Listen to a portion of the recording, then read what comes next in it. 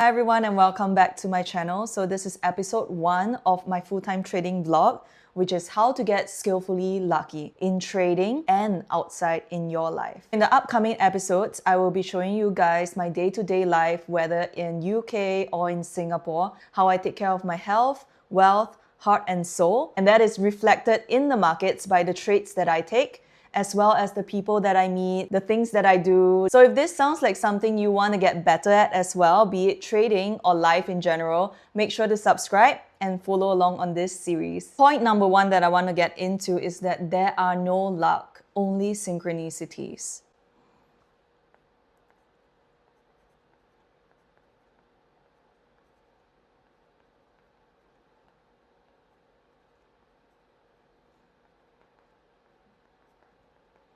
So what do I mean by that is that the world is governed by a few principles and law, and one of them being the law of cause and effect. So for every cause, there is an effect, and for every effect, there is a cause. Chance is but a name for a law not recognized. So if you don't know why things are happening to you, it's because you don't have the cause yet. But once you get it down, you would see everything as a pattern, everything as a synchronicity. And when you begin to see that life is just a constant cycle of cause and effect, everything makes more sense to you. So if you're ready to stop blaming the government, your environment, your parents, your colleagues, and your surrounding, this is the place for you. Because when you start taking radical responsibility, you would see the world around you start to change and you become skillfully lucky. And point number 2 that I want to touch on is what you give is what you receive. Like the law of cause and effect, whatever you put out is whatever you are receiving. Let's say you are putting out the thought that, oh my God, today is such a bad day, it's bad weather, my client is going to pull out of the deal suddenly and then I'm going to be late for work. And just along the way to work, you caught yourself in a car accident. So when you're more intentional with the thoughts that you're thinking, you become more aware of the surroundings. And with that, you would see more and more things happening in the same vibration. So if you look at this emotional guidance chart, every single topic in our life is attached to one of these emotions. So whatever emotion you're feeling, it will be reflected back to you. So let's say in the topic of money, right now you're feeling anger. Maybe your boss isn't paying you enough. Maybe you didn't get the promotion that you wanted. And then more and more of these examples of why you should be angry about your money just keeps coming back to you. For example, you're late for a bill payment and now you have to pay extra. You forget to pay for your taxes and now they are going to penalize you. You'll find more and more ways to feel like a victim when it comes to your money. So if you want to get out of that vibration, just look at what is slightly above it. I know you can't just jump from anger all the way to love and abundance. Maybe just look at indifference. So you take that scenario that is given to you and you start detaching that negative emotion to it. So you start feeling indifferent. All right, this is the situation right now. How can I make it better? And from there, you can then go into acceptance, which is like, all right, I now understand that this was just a reflection of me. What can I do to then put out an attraction for what I want instead of what I don't want? So whatever you are putting out is whatever you will receive. So the third point is, who are you listening to?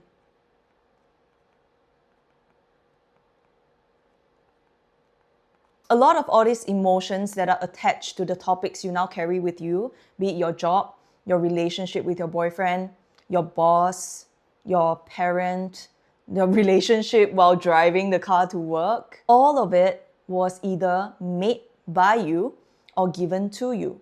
So for example, when I first joined a company, I was going in there with like wide eye, I'm just a sponge ready to absorb everything. But along the way, I actually hear things that my colleagues say because I respect them. They are in this job for longer than I have. I started to pick up what they say about the job. And some of it are not really serving me. For example, wow, the boss is constantly trying to squeeze the most out of us. We're not getting paid enough. We are working way more than we should. Or my colleague, this colleague is so lazy. I've never seen him finish anything that he started. I'm always the one who has to pick up the slack. And over time, I actually started to spot it for myself. Like, it's all this fulfilling prophecy that I am constantly looking out the cues for and then proving myself right. And another example that is more commonly used is your relationship with money. How much of it is actually from you and how much of it is from your parent? Did you take your diploma? Did you take your degree because of your parents and your relatives? Or do you actually see the value in it and you understand where you want to go after you have taken the degree? Degree itself and education has no good or bad, but the person doing it and the level of conviction that they have going into it is what determines whether it serves them or not. So now it's a really good time to just reflect on who you are listening to. I'm not saying that you should listen to me, but listen to more people and then filter out what sits well with you and what doesn't. Challenge everything, every single topic. Try to find someone on YouTube, an author, a podcast, or even a friend that is doing well and you wish to be like her. You can just listen to them and see if it sits well with you. And what do I mean by sitting well with you? That is point number 4. Your emotions are your guide.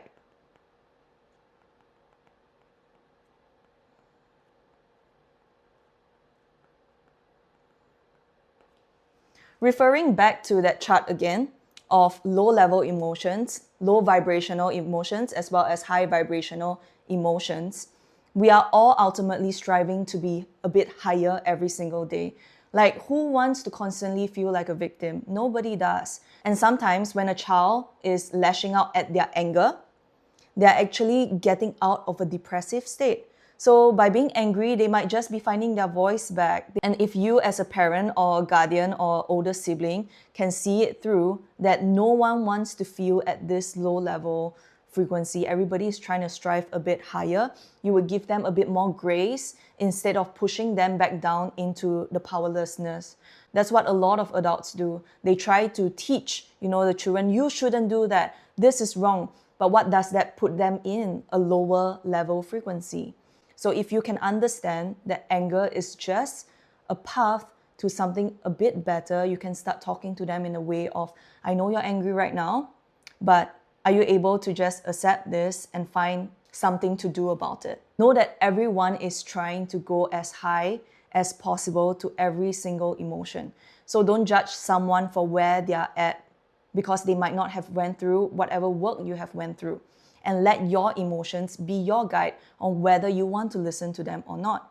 So maybe you are at this state of your wealth right now, which is acceptance, right? And you want to strive a bit more higher into optimism that you might potentially get that raise. Then listen to someone who is in the field, who dares to ask for the money that they want and know the value of their work. Just by surrounding yourself in that kind of frequency, you will receive inspiration that gets you the idea and the proposal, the best way to put it to your boss in the way that you are convinced and your boss is convinced to give you the raise. So another way that we can relate to this emotional guidance system is that sometimes you're unable to see exactly where someone is at, but their emotions always give them away. Let your emotions be your guide, because a lot of times when we're looking up to successful women in the industry, they say things like you should suppress your emotions and you shouldn't follow through with them. But I am here to say that you should follow your emotions because you are a woman. I personally feel that women and feminine energy is here to create, here to give life into things. So in order to give life into things, you have to go with the ebbs and the flows and understand that everything is a cycle. Embrace the highs with the lows. Once you master this inner volatility, the markets outside become your friend. It's not me against the market anymore, like a lot of men in the trading space would say. It's more me with the market. I am skillfully lucky. I'm always the right person at the right time trading. And also in the outside world, I'm always the right person at the right time. So what you listen to may change over time. Maybe for a period of time, this particular podcaster resonate more with you. And then from there, you outgrow this vibration and you move into something else that's more suitable for you right now. Constantly go back and check in with yourself. All right, so for the last point, point number 5, after understanding your emotions and knowing where you want to be, which is to master the market and master the world by being skillfully lucky, you want to normalize your goals. So if making money from anywhere at any time, no matter the amount, whenever you want, wherever, with whomever, is something that you want for your life, then normalize it. You want to make sure that in little segments of the day, you are actually enjoying this time freedom. So imagine in the morning, you're getting to work and you're playing a podcast in your head. And this podcaster is talking about the time freedom and life freedom that you get. Live it in your head. Even if right now, reality is not showing you signs that this is yours, your reality, you can still put your subconscious mind into that state where you're celebrating life like that. Because when you are putting yourself in that state, that frequency is what will cause the effect to come towards you. And that is honestly 80% of the work. Not the actual doing itself, even though it counts for 20%. Know that the more you can feel like this, the more you will get inspiration for the right things to do at the right time. And that is the key to being skillfully lucky.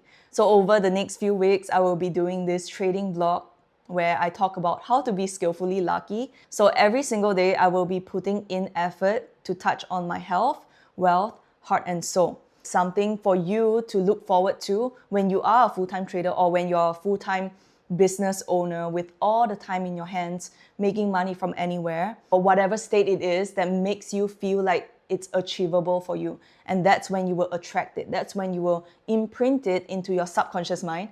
And then your subconscious mind will know exactly how to react when the opportunity arises. And it may even create the opportunity for you to then step into this role that you have been practicing every single morning as you watch this video. And every day I'm just filling up the same goals of my health, wealth, heart, and soul, because I can't enjoy any of my freedom of time and money if I don't have my health, if I don't have a project that is keeping me busy in my mind, if I don't have my family and friends there to celebrate with, and lastly, my own mental sanity while I'm getting there. So I hope that this series will be beneficial for you to get aligned with your ideal self, especially as a woman. And I'll see you guys in the next episode.